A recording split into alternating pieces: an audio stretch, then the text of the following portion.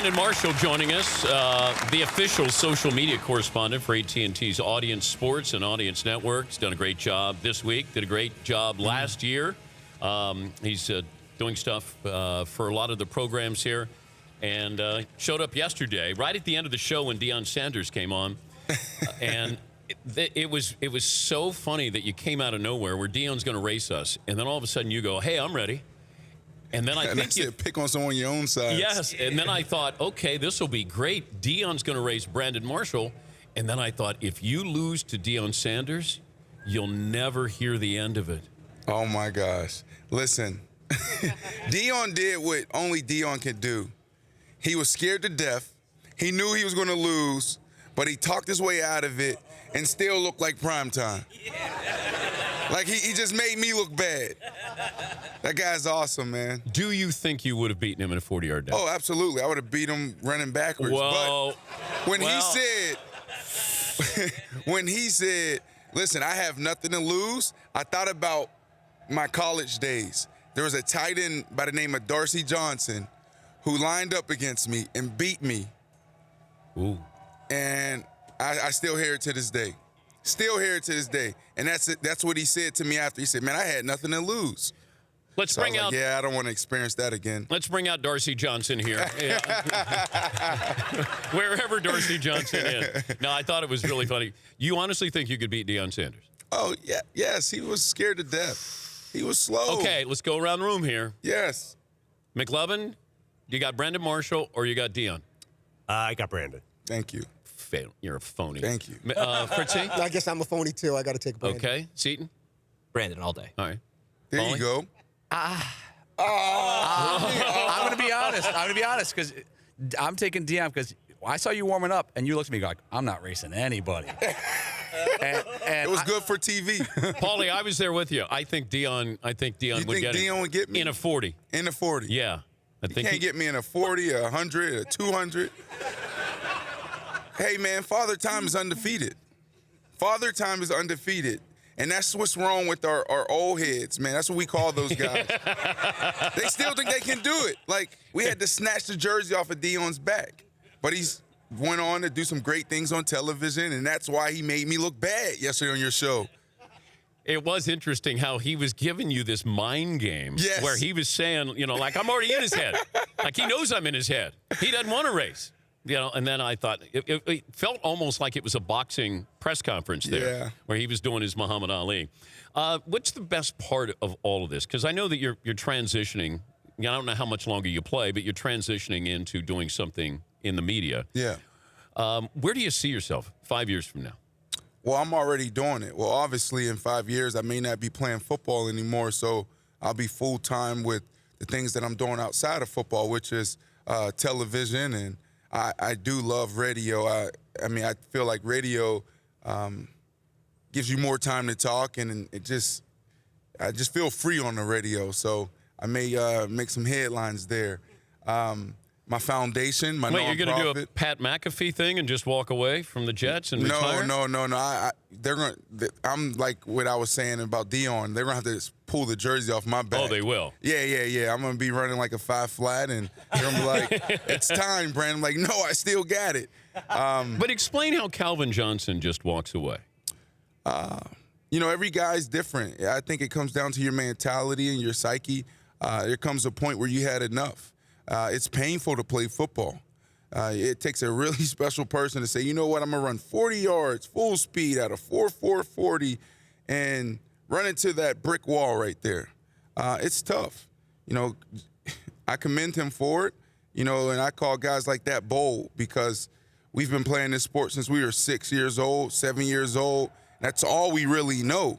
And I think that's why the transition for most is so difficult. They say 80% of our guys are broke and, have marital issues. And it's because we were put on this pedestal our entire careers, our entire lives, and saying that's all you are as a football player. So you know how scary that is to say, you know what, I'm done, and you have nothing else to do? That's tough. Brandon Marshall, the Jets, joining us here. Could you ever be a Patriot? I think everybody could be a we are all patriots. Well, a New England Patriot. You're patriotic. Could you be a New England Patriot? Oh man, I'm with the Jets. I know, but could you? Could you? Hey, help me get out of this one, somebody. Would you rather? You want to race Dion instead? That's some good footage. No, you never know what can happen. The NFL stands for "What have you done for me lately?" And you know, things change. But from a year to style, year. from a personality-wise, to fit into their, you know, they tell you to fit into their style.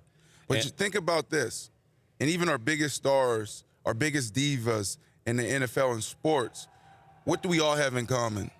Structure and discipline. From the age of 5 and 6, we're put on these teams and we're told what to do. We love structure. We love discipline. That's why you see a guy like Martellus Bennett, who's been on a few different teams like myself, and people say, well, man, he's too opinionated. But he goes and he fits in and it works because he knows that coach and those players on that team, they have the credibility, they work hard, and they're going to win. So could you be a Patriot? Well, you know what? You know how this works. You can keep talking, but if you don't give me an answer, I got to ask you again. You know what? I can be a Patriot. I can be a different Bronco. I can be Well, you were a New York Bronco. Jet. You can't control where the NFL sends you.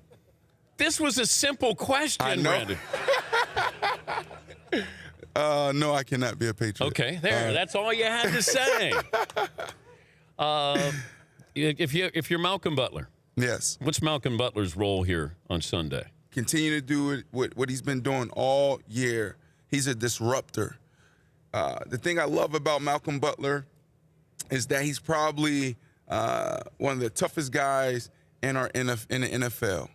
And he's really, really, really good. See, the year before, I didn't get a chance to play against him. We play against the Patriots twice a year. I didn't get a chance to play with him. What they did is they put him on Eric Decker, our number 2 receiver. Then they doubled me with Logan Ryan, and they had Devin McCourty over top. And that was the whole game. Well, this year, they let him play one-on-one against me. And I was like, well, this guy's too little. But he plays like he's 6'5". I remember one time I caught a 20-yard in cut, and I caught it, and then out of nowhere, he just came and hit me. Boom. I ran off the field. I went to Coach Ball. I was like, man, that guy can play. But the thing about Now, do you talk to him at all? Yeah, I do. I do. But what kind of talk? Respect. Well, it's funny. He's a funny guy, man. He's one of those passionate guys. You know, you'll tell him I'm about to take the top off, meaning I'm gonna run a go route and do a Randy Moss on your head, and he's gonna laugh and say, "Just bring it, let's go." But the thing about him is he'll give up a big play. You know, he will give up a big play. He'll give up a go or a slant for maybe 40 yards, but he's gonna come right back in your face. That's the difference between him and most corners in the league. If he gives up a big play, he forgets about it. It's over. He's on to the next, and that's what makes him special. Can he cover Julio Jones one-on-one? Yes, he can cover Julio Jones one-on-one, but like I said, he's going to give up not only one big play, but a few big plays on Julio. But he's going to make a big play. But then he's going to make a big play, and he balances out, and he's a special talent. And it wasn't until this year where I got a chance to match up against him where I understood all of the hoopla around him. Seton is the same height as Malcolm Butler. Are you? And you're about the same size as Julio Jones, aren't you? You may be taller than Malcolm. Okay, stand up. Seton, come over here and stand up next to Brent. So just give the audience an idea of what it's going to be like on Super Bowl Sunday. So, yeah. So who you got? Yeah. Yeah. Yeah. Yeah, that. Just give him help in the red zone and he'll be all right. Yeah. Matt Ryan just needs to throw the ball up there. That's separation. Yeah. That's separation in the NFL right there. Some people think, okay, I run a route, boom, I'm out. I need a couple yards of separation. No, you just need this.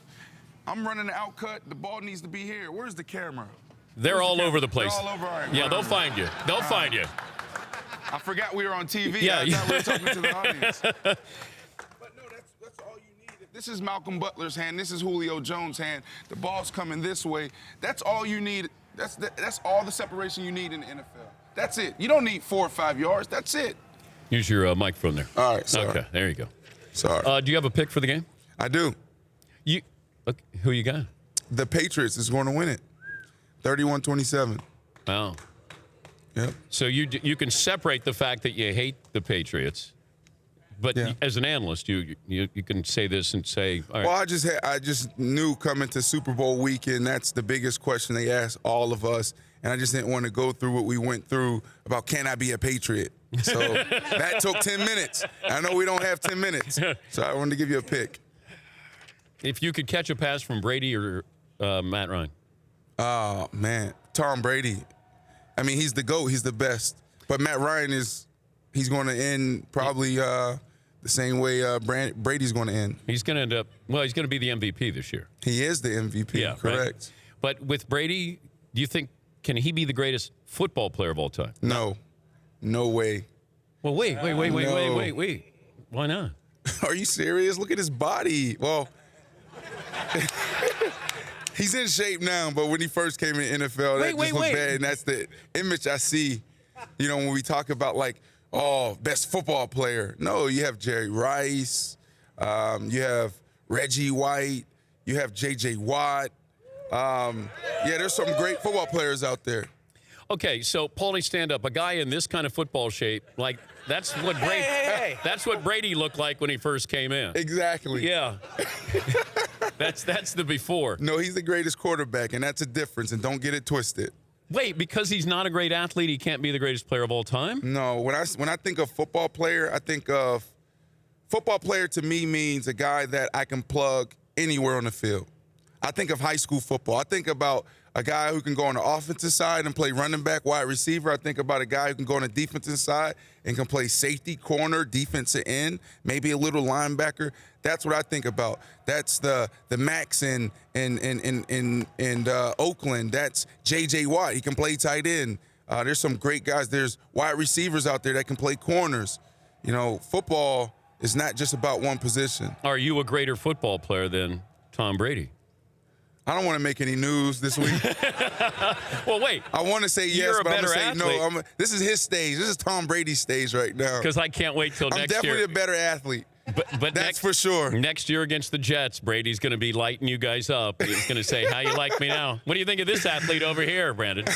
Yeah. What do you think about this, punk? Oh, no. Brady treats me good. He does? Yeah, he treats me good. He gives me a look. I'm like, oh, Tom Brady looked at me. Wait, what's that mean? Does he give the same look he gives Giselle? Is it what's this look? No, it's he's not giving? that look. Hey. They're in love. They are. No, this is real love. When you go out to dinner and you see a married couple sitting there and they don't talk at all and it's awkward. It's like, oh, that's what marriage is, right? So I had the opportunity to be around Giselle and Tom last Super Bowl. We were in the suite together. And I promise you they couldn't keep their hands off each other. They were all over each other. I was like, man, go get a room. He was like, baby, I love you. I love you. I was like, oh, my gosh, this guy. So, was that too much information? No. Okay. It was awesome. That's what makes you a future star in this business, man. Brandon, thank you. Thank you for having me. We love having you every Super Bowl. Brandon Marshall, the Jets, until he ends up signing with the Patriots. The Dan Patrick Show, weekday mornings on Audience.